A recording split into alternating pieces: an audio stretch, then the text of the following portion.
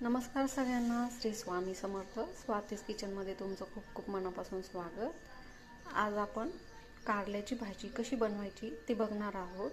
हे कारलं कडू होऊ नये म्हणून यामध्ये एक खास ट्रिक आहे, तर माझी रेसिपी तुम्ही शेवटपर्यंत नक्की बघा. आता ही कारली आपण स्वच्छ धुवून आणि उकळून घेणार आहोत. आता बघा, हे कारले आपण असे कट करून घेतलेले आहे. आता यामध्ये आपण पाणी टाकूया.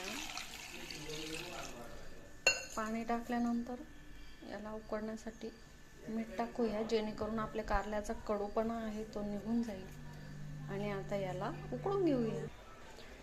तर बघा, इथे मी कारल्याच्या भाजीसाठी हा मसाला घेतलेला आहे. खोबरं घेतलेलं आहे किसून, त्यानंतर कोथिंबीर घेतलेली आहे, गूळ आहे, थोडंसं डाळीचं पीठ, अर्धा लिंबू, हिरवी मिरची, लसूण आणि ही थोडीशी बडीशेप घेतलेली आहे.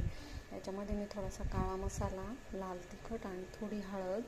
आता हा मसाला आपण एका भांड्यामध्ये काढून मिक्सरच्या भांड्यात असं थोडंसं आदरवदर बारीक करून घेणार आहोत. आता हे बघा, हे आपण वाटण करून घेतलेलं आहे. बघा तुम्ही कसं आहे, हे जास्त चिकन केलेलं नाही आहे, हे असं थोडंसं आदरवदर ठेवलेलं आहे.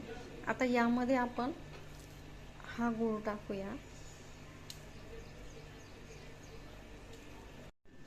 आता इथे बघा, हे कारल्यामध्ये अशा पद्धतीने मी हा मसाला भरून घेतलेला आहे. सगळ्या कारल्यांमध्ये तो मसाला भरून घ्यायचा आहे. त्यानंतर इथे एका कढईमध्ये मी तेल गरम करत ठेवलेलं आहे. आता यामध्ये आपण मोहरी टाकूया. त्यानंतर ही कारली याच्यात फोडायची आहे.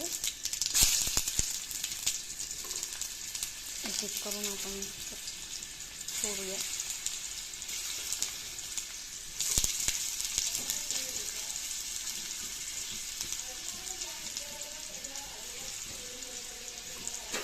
आणि याला परतून घेऊया. याला चांगलं मस्तपैकी असं परतून घ्यायचं आहे. हे कारलं आपण कोरडं करणार आहोत. कोरड्या कारल्याची चव खूप छान लागते. आणि आता याच्यावर कोथिंबीर टाकूया